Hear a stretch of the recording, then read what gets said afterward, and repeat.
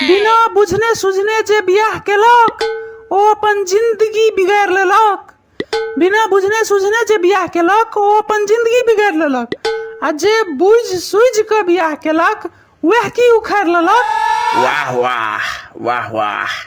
खैर ई हमर बेटी अछि छपरी कुमारी।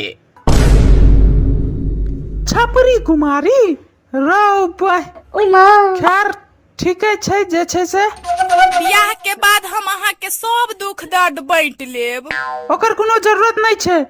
हम ओनाहू बहुत जे खुश रह वाला इंसान छी। हम ओना बहुत खुश छी। हम बियाह के बाद के बात कर रहल छी।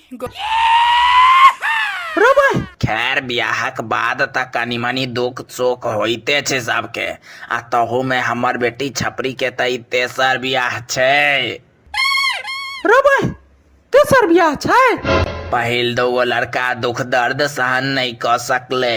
ओना खैरी बांटे के कोशिश केलकै लेकिन वो सब सहन नहीं कर सकले।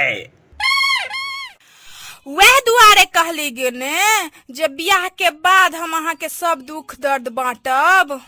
हो हम बियाह नहीं करबा यार। एक तो घटक नहीं आवे छै ऊपर से घटक के लिए तो तेसर बियाह छै कहतो।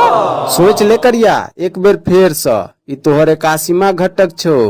अब दोबारा शाम देखियो घटक दलान पड़े तो ऊपर से दहेज में 2 गो महीस आ 1 गो मोटरसाइकिल सेहो भेट रहल छो। सोच ले।